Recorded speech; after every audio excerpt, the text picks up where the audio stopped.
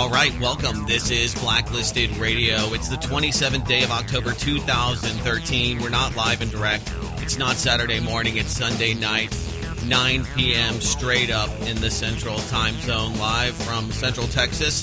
My name is Doug Owen, and you can join me usually during the live broadcast at Blacklisted Radio. We have a lot of different functions and cool features on the house that you can enjoy and use, like the chat room. And you can tweet at the show at Blacklisted Radio or BLN Radio. Those are our handles. So not in the normal time slot, not doing this as per usual because of some work commitments and interruptions that happen. Right now we are in transit. My family and I are moving, not only ourselves, but the Blacklisted Radio studio to a new undisclosed location. Not too far from here. We're going to have the same P.O. box. Don't have to do a lot of legwork, which is nice, but moving and trying to get everything in order to position ourselves to be able to transfer some wealth, very little of it, to our new home and sell this one. Trying times and very, very, I wouldn't say on edge, but just a lot of things up in the air. So tonight we're going to be doing a truncated show. It's not live. We're doing this from the mobile bunker studio, and we are looking forward to being able to do some other things. One of the reasons that we're not doing this live is because quite literally the machine that I'm using, the resources of it are totally tasked. When we do the live show, I need to get another box or find some other alternative to just using this sole piece of equipment because there's just a lot of audio noise that comes out of one of the channels. It needs to be replaced. Cheap electronics from China, what do you expect? I didn't spend a lot of money on this box, and we do this show on a pretty minimal and very conservative budget, so pretty proud of that, but sometimes things just have to be replaced. And at the same time, when you're moving or buying a home, you really can't do anything with money. It's like a lockdown because you have to explain everything to the bankers. You have to show them everything. For you out there, you homeowners, you know the whole deal. Unless you have lots of cash and you don't have to go through a bank, which if you do, kudos. You have done well. Good job. Hope you're able to hold on to that through the tumultuous times ahead. So anyway, a lot of capital going into it. If you'd like to help the show and help us move the broadcast, feel free. We could definitely use the support. You can hit us up at the P.O. box. If you don't like PayPal, you can use WePay. There's a lot of different ways you can do that. And, of course, support for the show by just letting people knowing about it or let them know that you're listening to it. For the politically cognizant, the aware people, preach to the choir when it comes to this broadcast, because I wouldn't call it from the lunatic fringes, but we're right there. So go to blacklistedradio.com or blacklistednews.com if you'd like to support the show and everything that we do. This is going to be truncated to an hour, so it's pretty power-packed. I do want to talk about Russell Brand and eco-fascism being, I don't know, hoisted to almost revolutionary status. I have lots of thoughts on that. I want to talk about the World Series. Have you been watching it? I haven't either. I could really care less. I'm a football fan. It's too many games. I'm just not a big baseball fan, although I do enjoy playing it. I wouldn't go and play football if you paid me. Not because I fear the concussions or any of the other repercussions. It's just, it's a full contact sport. Too old for that. And I'm one of these people that believes that unless you're going to get paid, unless you're going to be a professional athlete, why waste your precious body and a life of pain ahead of you for some points on a scoreboard? Show me the money. I can understand if it's your livelihood. It makes perfect sense to me. If you make millions of dollars, why you will, crash your head right into another man, both of which you and him are probably, traveling at very high rates of speed. I mean, head-on collisions. I get it. But nonetheless, The World Series is underway, and one of the things I always find to be kind of shocking is that this is allegedly a huge time where there are human sex traffickers because of all of the people being there and just all of the hustle and bustle. People apparently go to the World Series to have sex with human slaves. Now, it's kind of shocking, but I see this each and every year, and it's a reoccurrence, and we have a piece here because there's these strippers that have decided to bring awareness to St. Louis and the human sex trafficking that is going on. So it's kind of shocking, but we'll get to a lot more pertinent things. But I think it's one of these, realities that some of us just can't really fathom, and it shows you this underground world that all of us would like to think doesn't exist. And cognitive dissonance is what many of the people that are going to these spectacles have and would have. I mean, not that, the act itself or playing the game or the game itself is creating human sex trafficking, but oddly enough, it's a popular gathering for these type of people and the traffickers that want to do business under the veil of the World Series. I know it sounds really weird, but here we go. What some call America's dirtiest secret will soon be exposed in St. Louis. A widespread campaign at the World Series to address the issue of human sex trafficking. It is the underbelly of big sporting events that no one wants to talk about. But at this hour, authorities and human trafficking experts believe dozens of girls and boys are being brought to St. Louis to be offered for sale during the World Series weekend. Tonight, 5 on Your Side investigator Lisa Ziegman details the surprising industry trying to stop it. Art, all around the stadium, strippers will be handing out baseball cards like these starting tomorrow. They contain an important message that could save a life. Probably not. I'm sorry. It's doubtful anyone feels sorry for this alleged John caught in a Kansas City hotel. Just make it out. All part of a law enforcement sting to stop international sex trafficking. People are brought in from coast to coast to work in the city where there's this large growth of people for a sporting event. Michael Ocello owns several adult nightclubs and founded Coast, adult club operators against sex trafficking. He has the backing of ICE and Homeland Security. His group is leading the effort to educate people on how to recognize a sex trafficking victim. There is a tremendous amount of human trafficking that is especially going through St. Louis and also being conducted in St. Louis. All right, so anyway, the point is that the strippers will be giving children baseball cards, telling them about human sex trafficking. I don't know about you, but if I'm paying hundreds of dollars to take my child to a baseball game, especially the World Series, the last thing I think I would want is somebody, especially a scantily clad woman, telling my children about sex trafficking. Not that it's not important, not that it's not an issue that I guess should have more awareness brought to it, but not by children. It's just not something that's appropriate. There's plenty of things that we should talk about as adults, super gonorrhea, but I don't talk about it when I'm eating dinner with my mom necessarily. I mean, there's certain places and times for such discussion, but it's pretty wild. I mean, I guess it's a big issue. It happens quite frequently, and that there is this underbelly. Bringing awareness to it and the fact that there are strippers that are doing this. Hey, I mean, I'm glad that there are people out there that, regardless of, what others may think about the morality of their jobs, that they do care about this issue, and it's beyond appalling and just completely deplorable that people do this and that there is an industry. But it's alive and well. It is alive and well in this country, and it's something that, quite honestly, I imagine most people, most sports fans, do not want to address, because being part of, the whole culture of sports is basically a great way to prepare yourself for the left-right paradigm.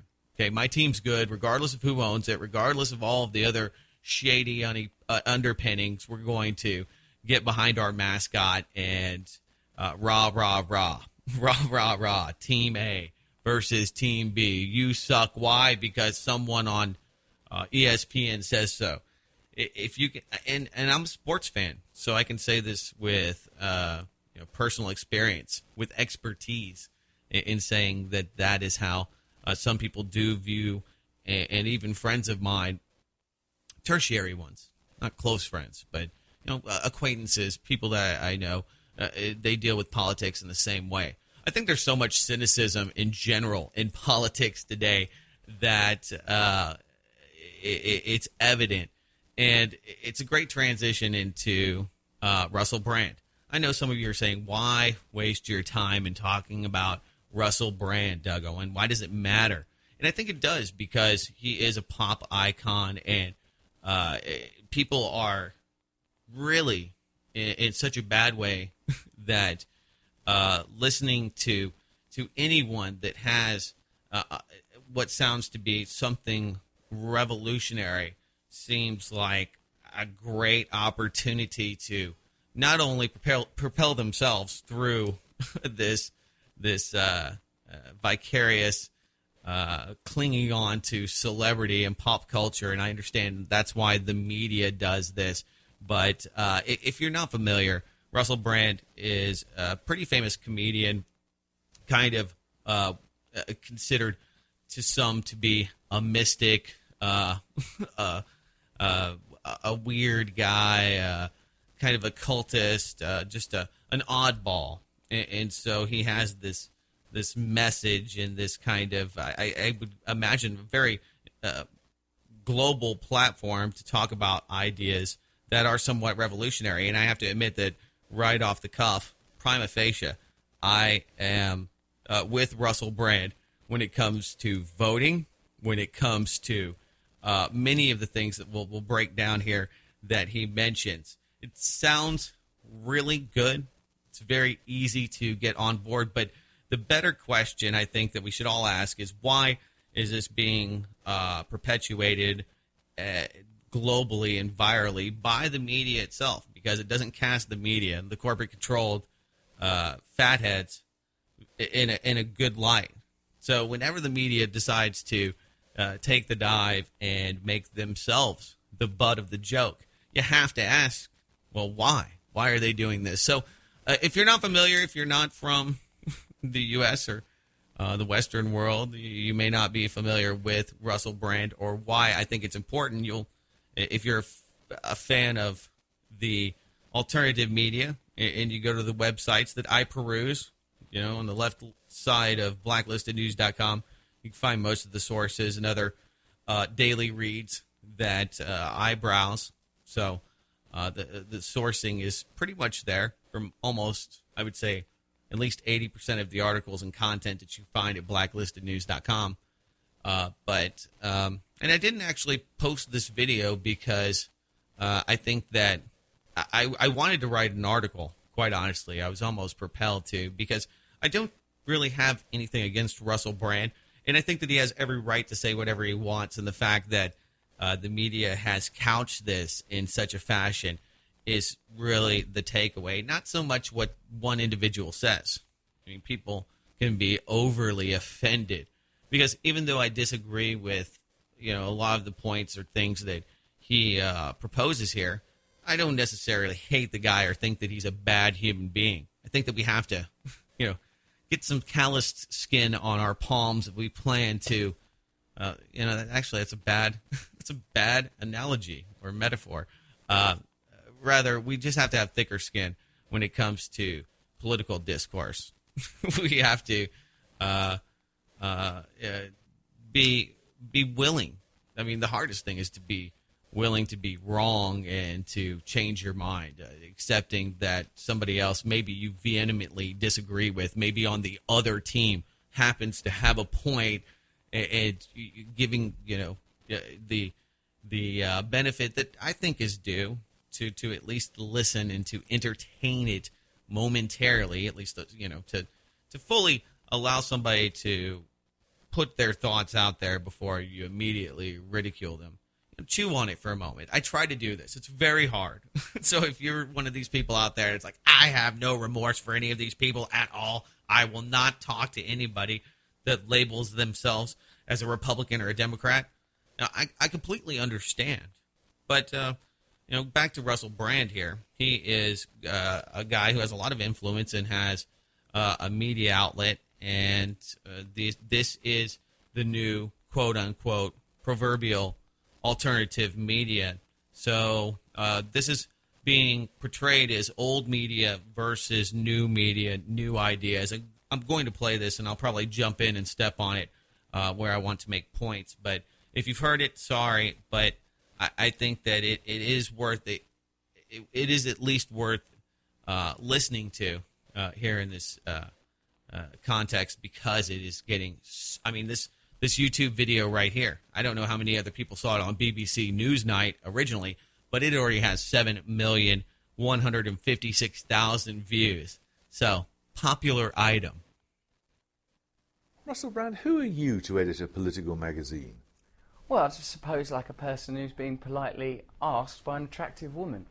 I don't know what the typical criteria is. I don't know many people that edit political magazines. Boris, he used to do one, didn't he? So I'm a person with crazy hair, quite a good sense of humour, don't know much about politics, I'm ideal. But is it true you don't even vote?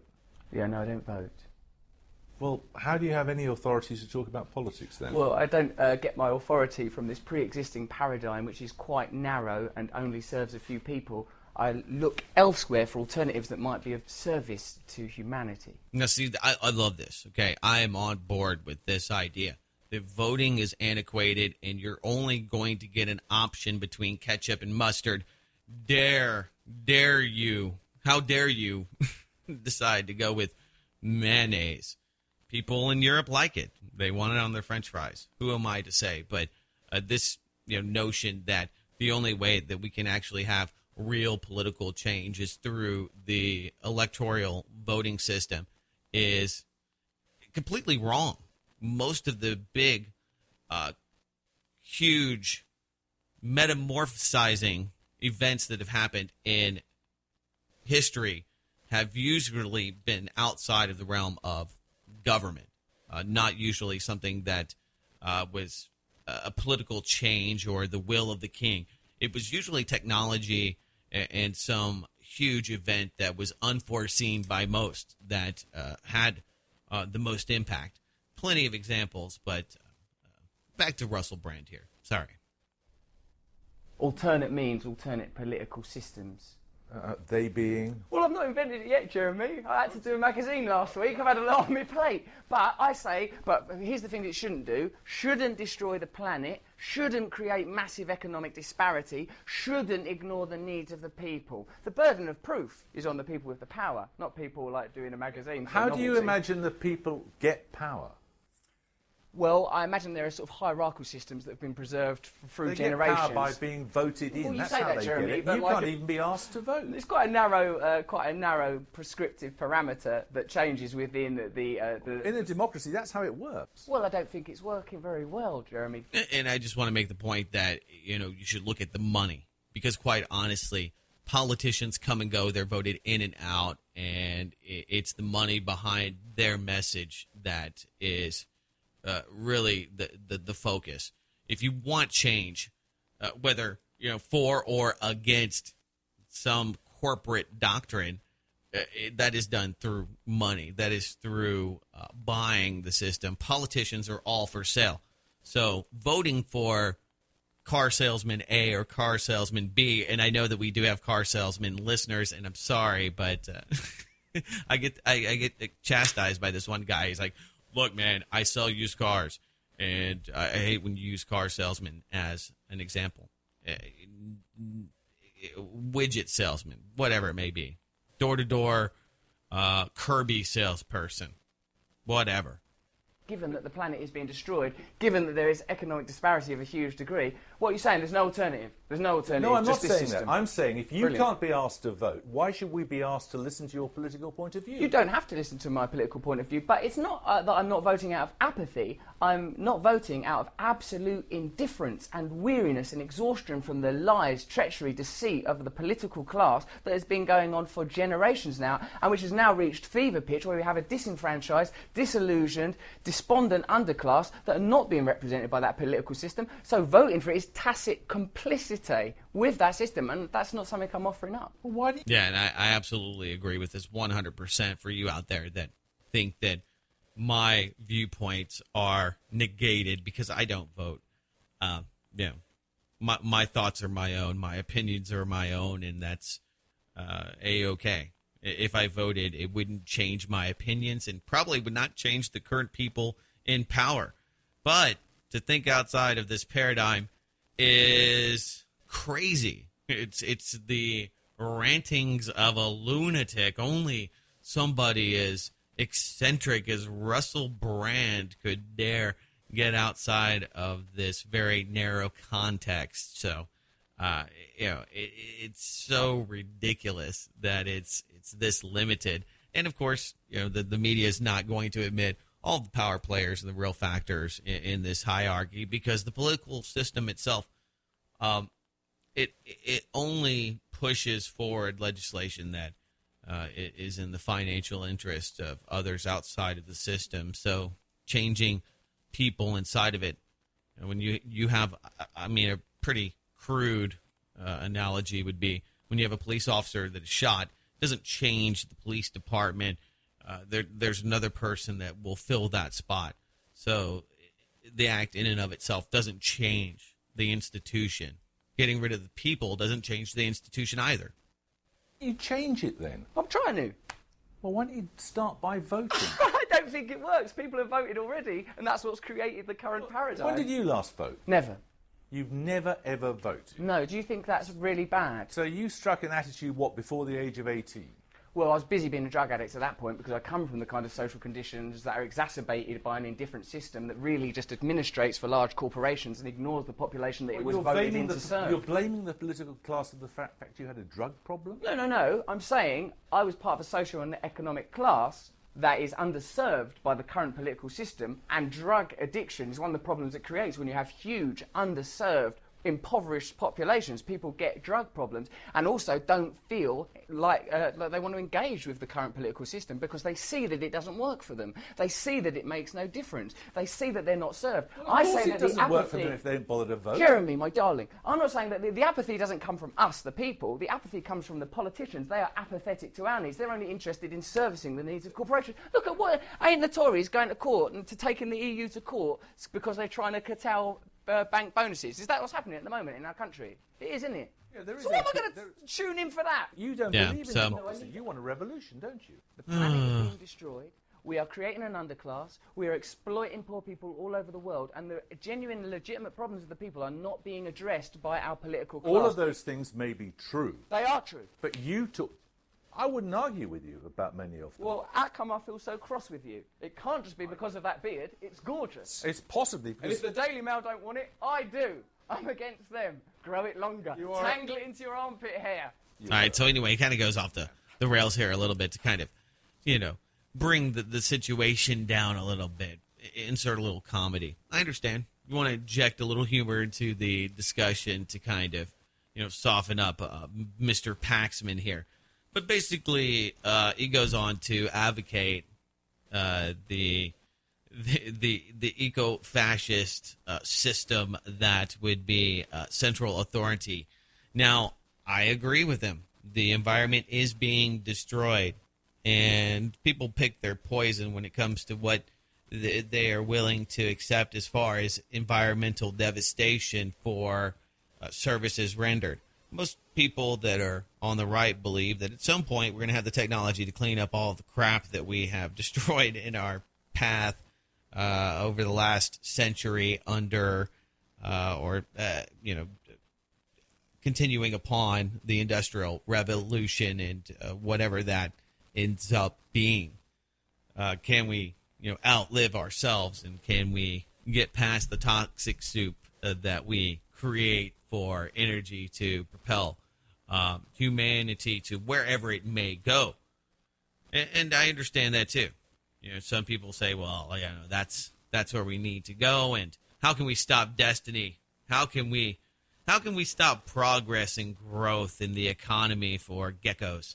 We have a microcosmic problem here in Central Texas, and that is where we have rampant amounts of growth, but it's limited by environmentalists that have salamanders and other blind geckos that will not let them turn every ounce, every inch of the terrain into some terraformed concrete jungle, as many developers that get paid lots and lots of money would like to do. Now, I appreciate the scenery. I like that.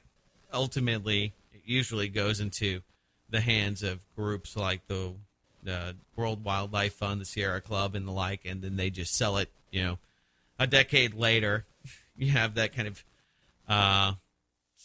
scheming and scamming, things that were watershed areas that were confiscated from private hands because of the collective good, saving the environment, ended up being paydays for these nonprofits that are every bit as profitable as, the goal is not to have profits, and they put the profits in their pockets, so the nonprofit doesn't have any profit.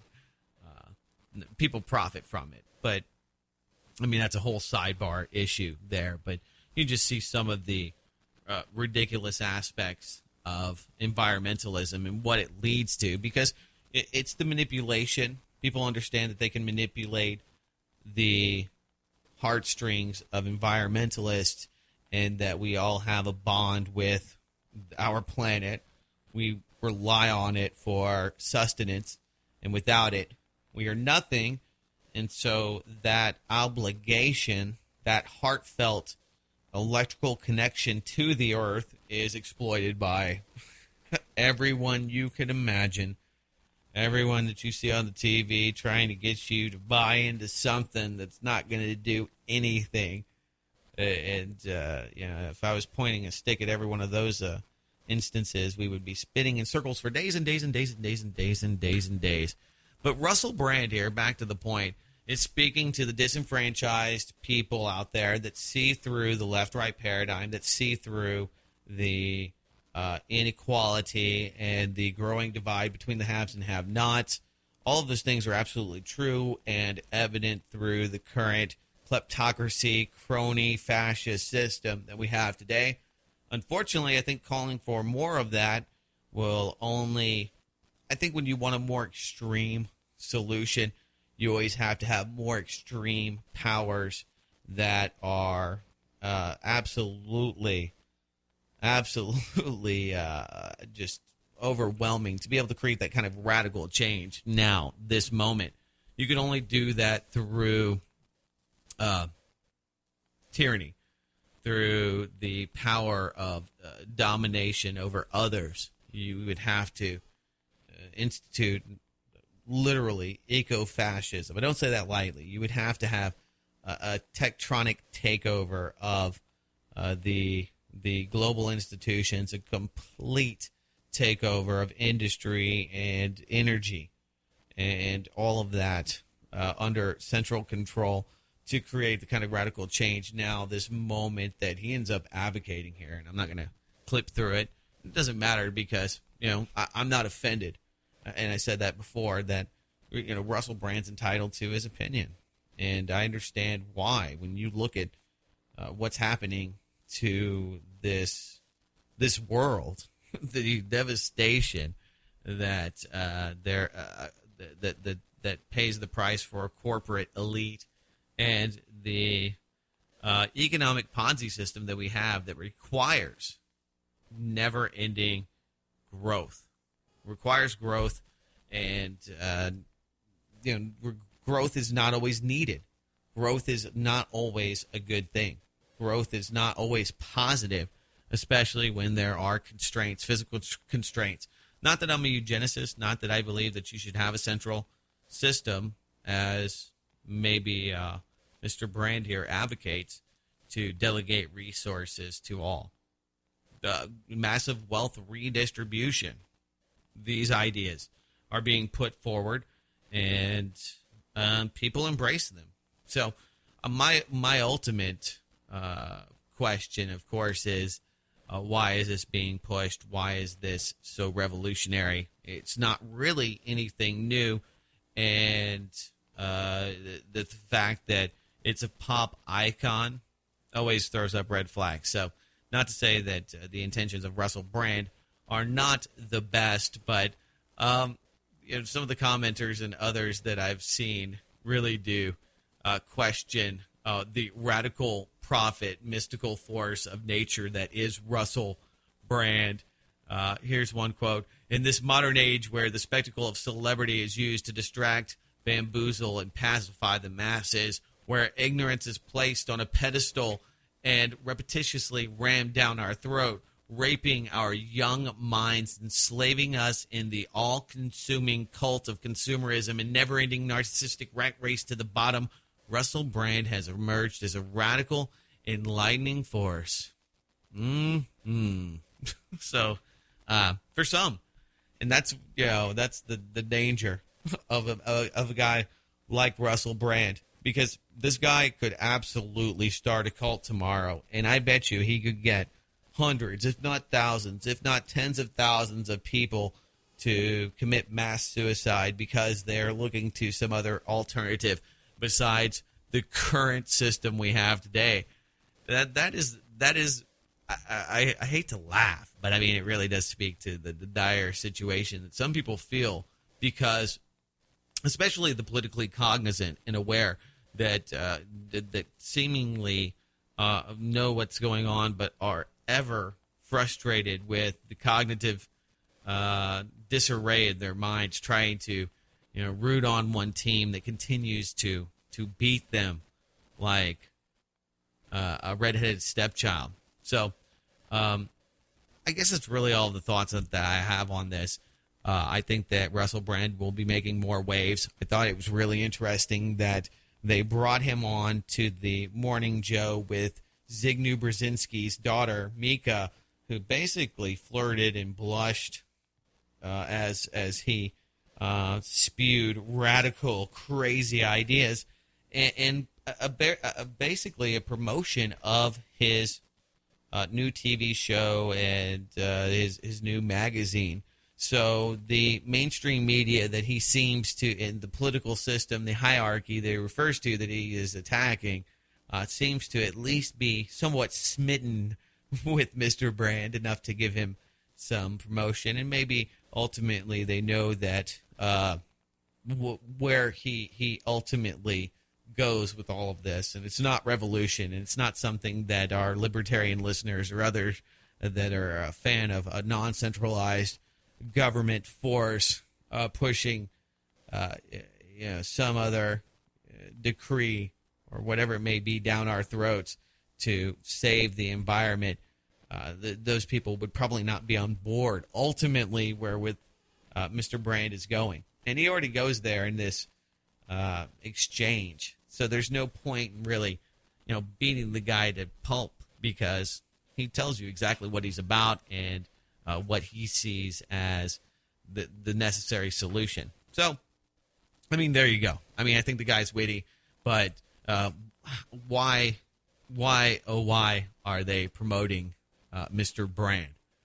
And one of the things that has often been a focus, and probably one of the original things that really, really got me into doing radio, was looking at the hypocrisy of it all and how government is legitimized ultimately through transit systems. If you're a fan of the show and you've listened for a while, one of the few things that we all agree on is that we need the government for what, people?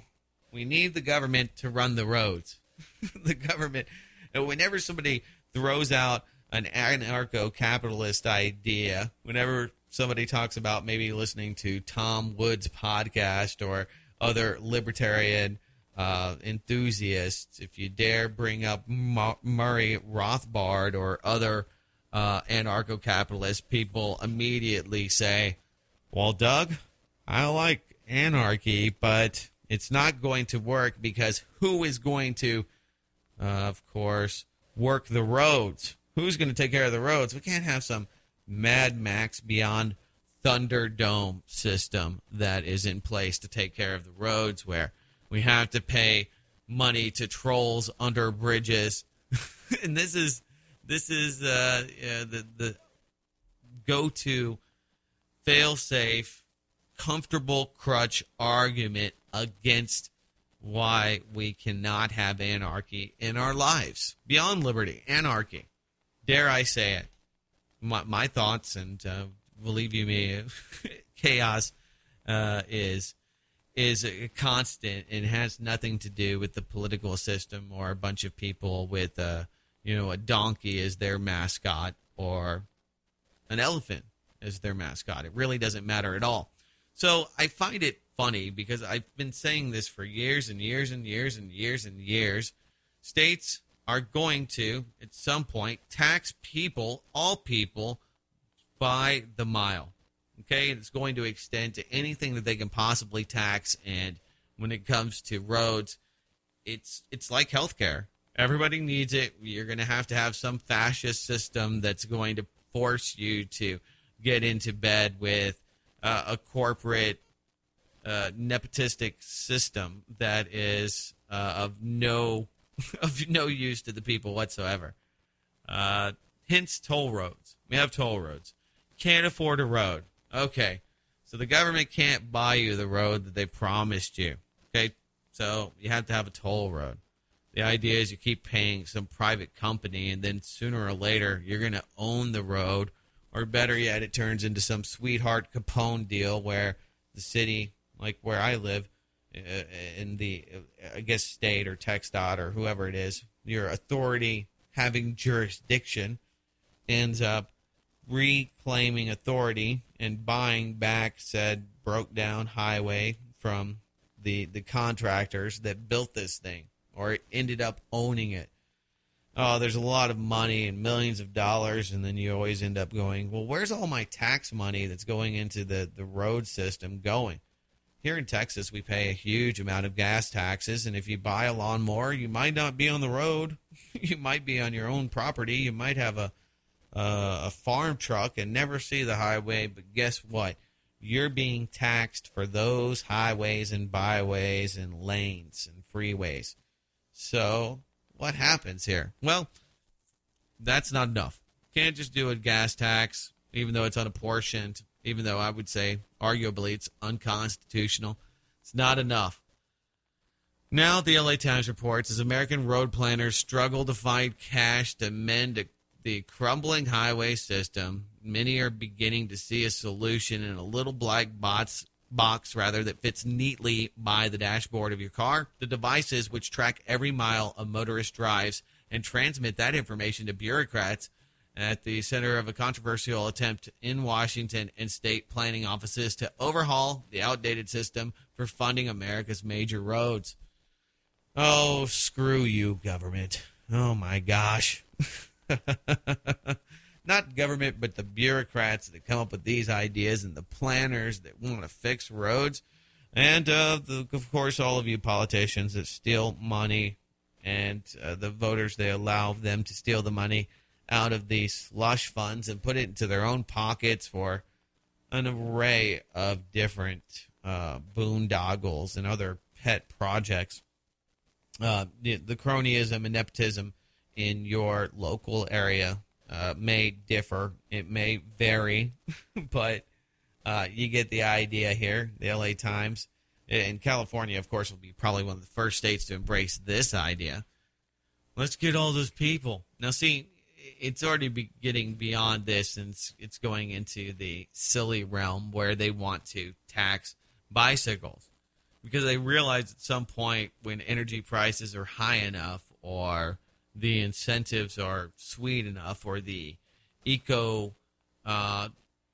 carbon neutral corridor cities they build are efficient enough that at some point you're not going to need a car in this world that's maybe hundreds of years away.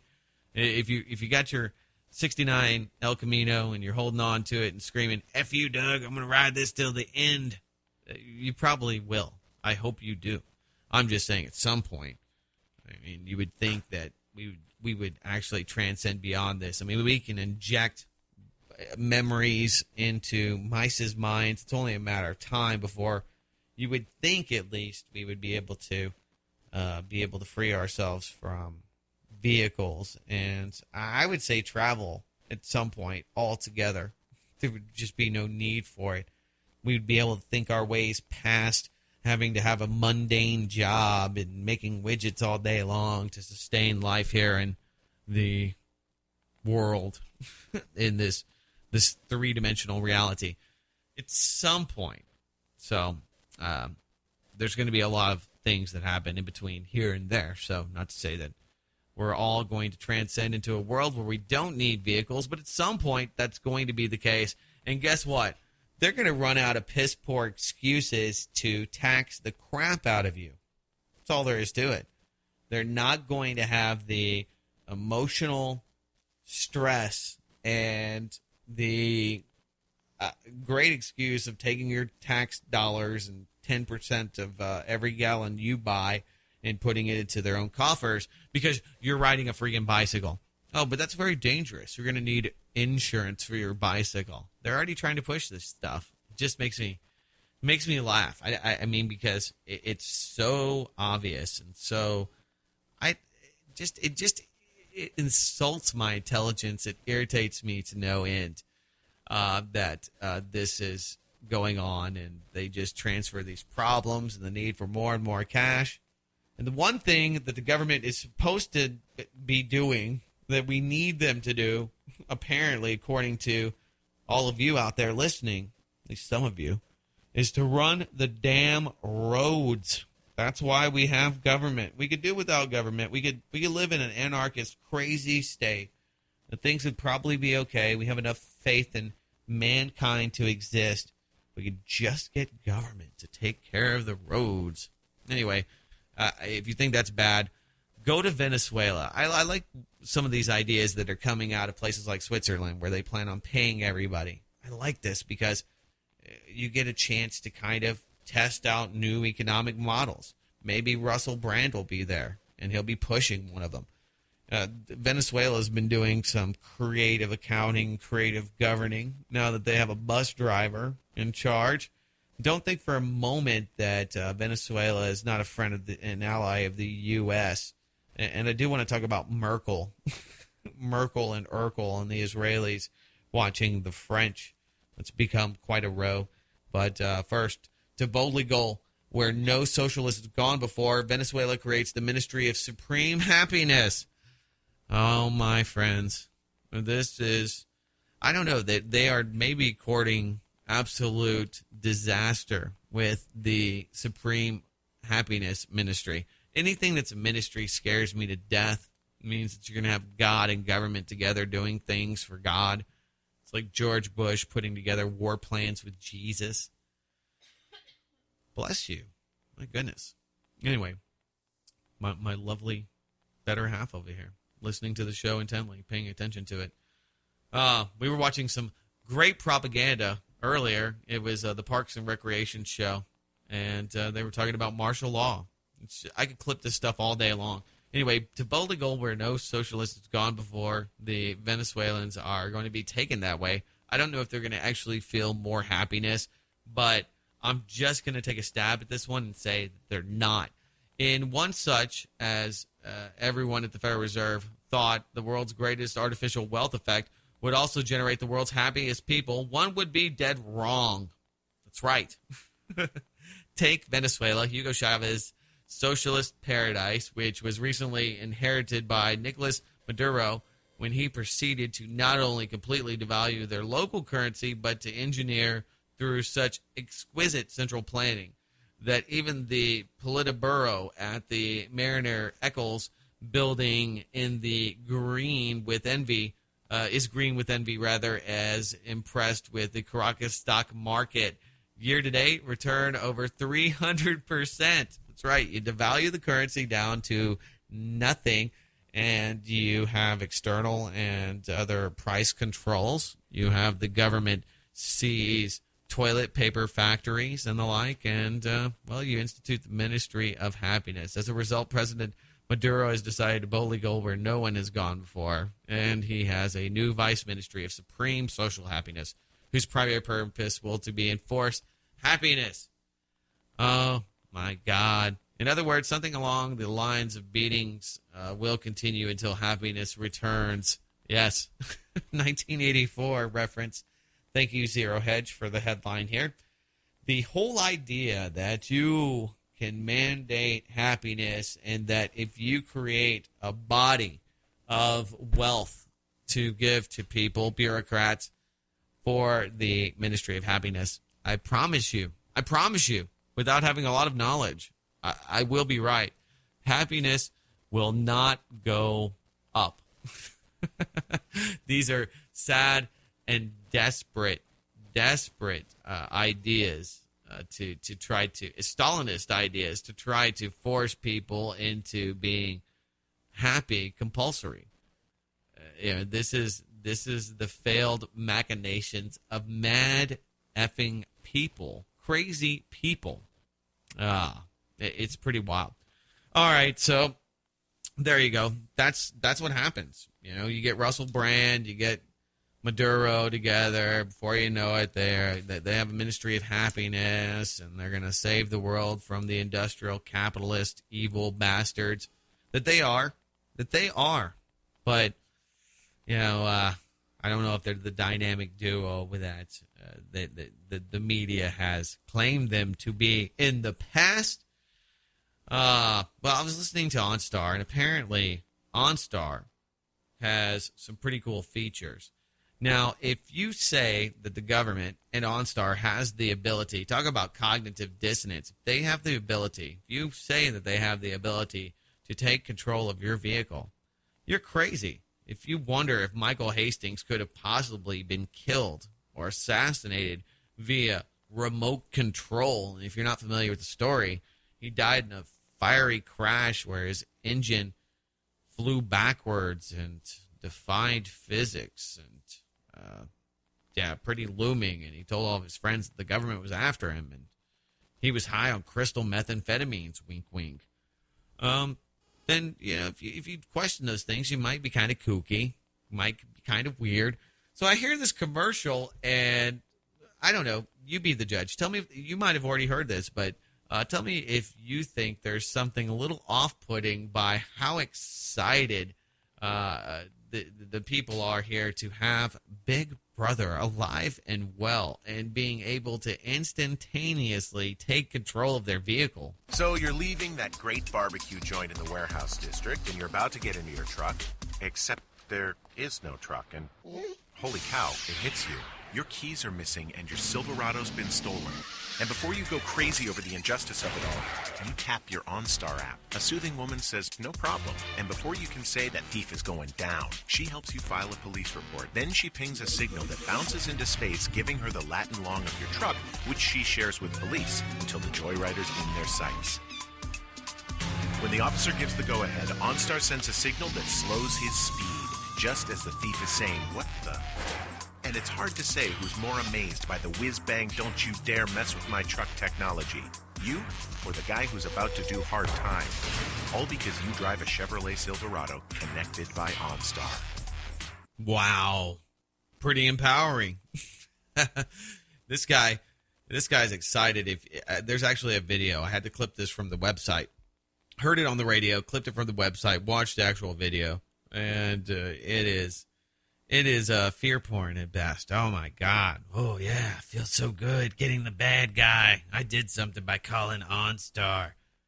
Well, OnStar can pull you right on over if they decide that you haven't paid your bill, or if the government or the NSA or I don't know. I mean, who knows? Who knows why they could pull you over, take your car. But people get so attached to these physical things like vehicles. Oh, people live vicariously through their vehicles. People try to extend their penises with their vehicles. I joke about it all the time, but they do. Absolutely do. And, I mean, if you have a new car, really, I mean, unless you've hacked this thing, and don't say hack because they can take away your, oh, that's a whole nother story. That's a whole nother hour of content there that we're just not going to get into here in this show. But, oh my God, you know, they can shut you down. You don't really own it. It's kind of like owning property, going through that process.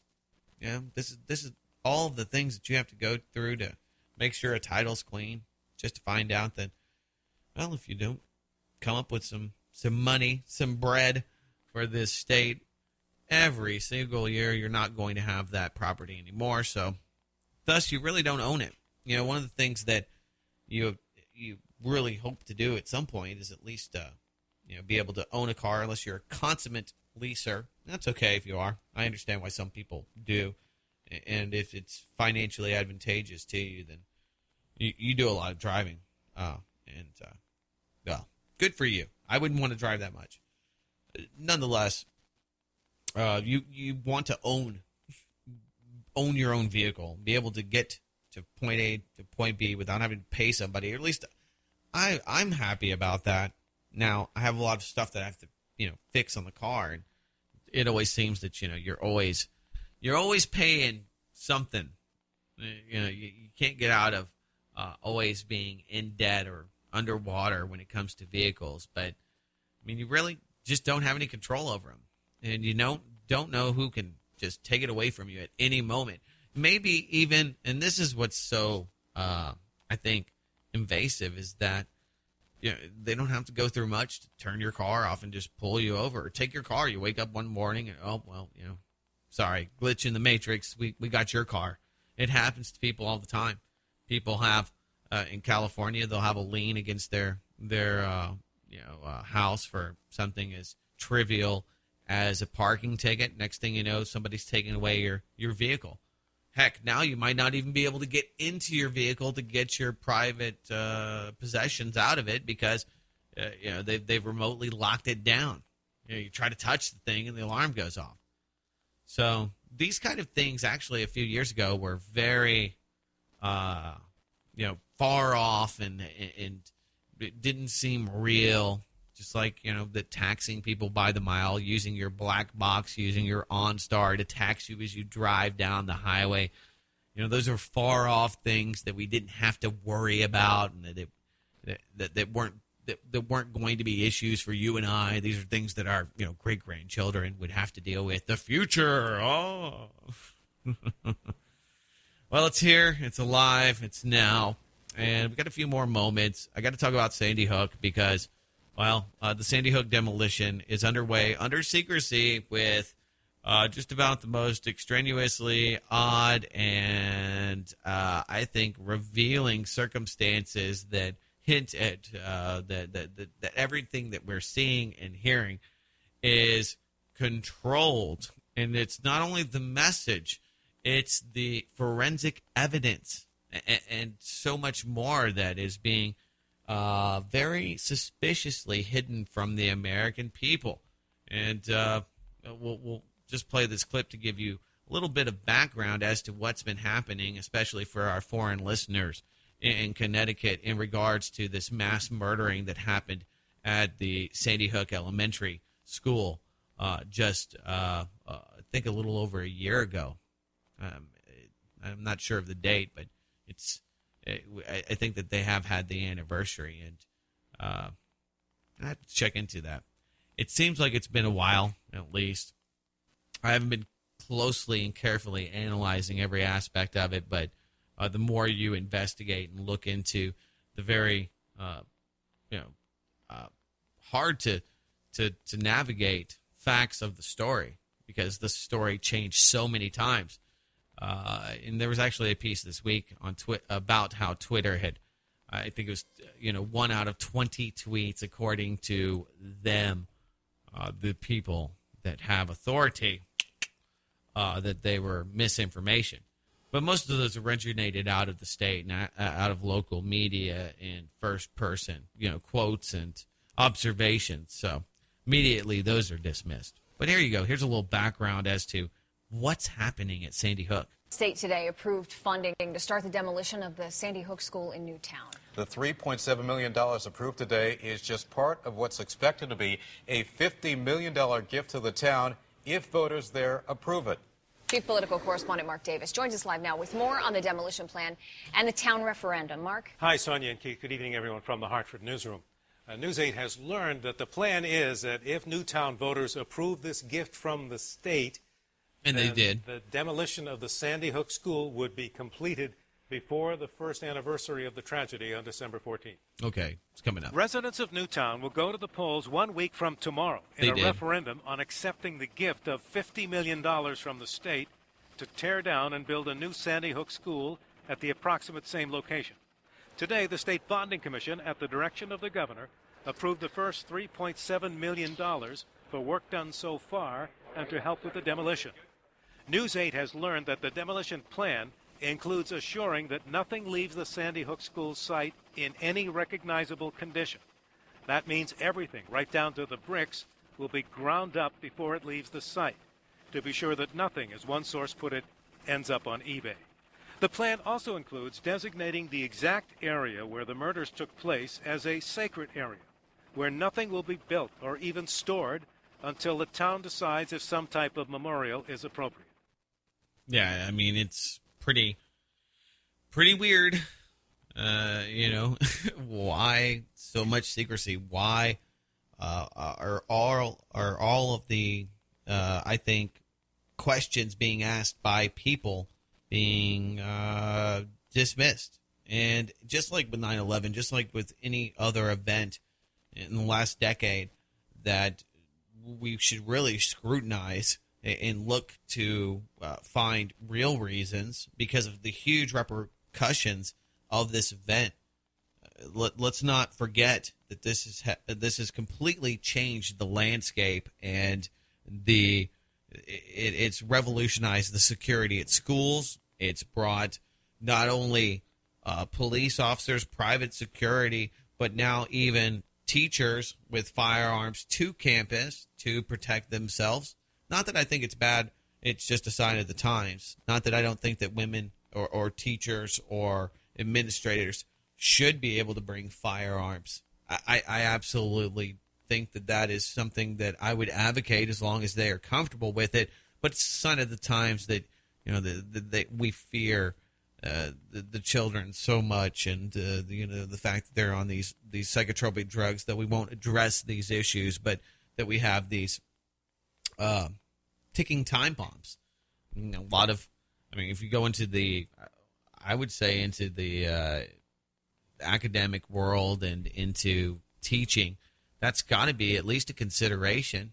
That you might have crazy student probably wasn't a big consideration just years back to being a teacher. Lousy pay, great time off, lots of vacation, but maybe a decent retirement. Those things were factors. Not being shot in the face by your students, that wasn't a consideration. So got a few more minutes here before we are we'll wrap this thing up. I wanted to mention this because with Russell Brand and what's happening, of course, across the pond with the BBC, this is a great way to wrap this show up. And Matt Staggs from Disinfo noted this one and had a great one-liner. Here's the headline. BBC asks if conspiracy theories are destroying democracy. Now, I'll say this right out of the gate. If conspiracy theories are destroying democracy, BBC, which is a compulsory paid-for service of the Ministry of Truth, they are failing dismally, and it's only because they have been discredited along with other mainstream media organizations that conspiracies could destroy democracy. So anyway, he says, Matt here, conspiracy theories destroying democracy? ? Yeah, well, that's what they would want you to think. This via BBC. The more information we have about what governments and corporations are up to, the less we seem to trust them. Will conspiracy theories eventually destroy democracy? Now, this is a very interesting meme. Okay, so that conspiracy theories are evident truths. Okay, so now this is kind of a mix. It's a mixed message, isn't it? That the truth is a conspiracy theory, but to know the truth and to have less faith, blind faith, ignorant, uninformed faith in institutions and corporations makes us less safe and ultimately will destroy democracy. Wow. Are we at that point? I guess so. I guess if eco-fascism can woo people into joining up with Russell Brand or jumping on board with, to know the truth is to ultimately destroy our freedoms and our democracy. If those things are somehow true in this world, then wow. I don't know what to say about it.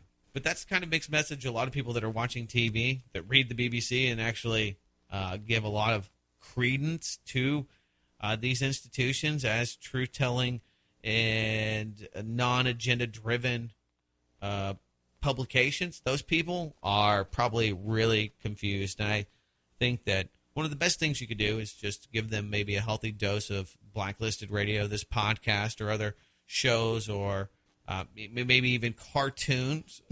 They're still entertaining that. Maybe you'd want to start with political cartoons to get a chuckle, to de-escalate any serious conversation, to kind of get people warmed up to the idea of actually looking at who is controlling the show. Hopefully this podcast helps you do that. Hopefully you value and will continue to support us by spreading the word and by making your voices heard, your comments on the YouTube videos that we put out, your subscriptions to the different things from the newsletter to you name it that you sign up for with Spreaker, and forwarding those emails that are aggregated and put out there. That really does help this show continue to expand.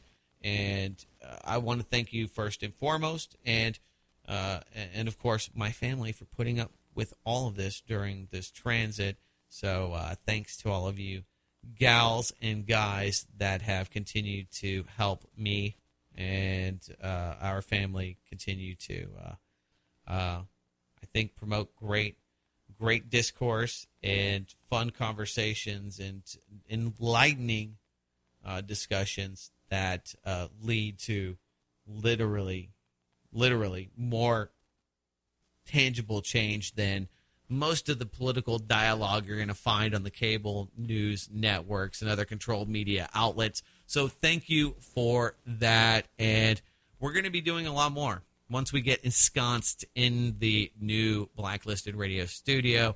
And hopefully with a little bit of an upgrade to some of the hardware, I think we're going to be able to do a lot more. This Wednesday coming up, Doomcast number 14. Charlie McGrath and I will continue to look at the week's news and dissect it and look at the perilous impending doom and try to bring a little light to some of those subjects. Of course, lots of news on the regular daily. You can find it blacklistednews.com. And until next time, take care, my friends.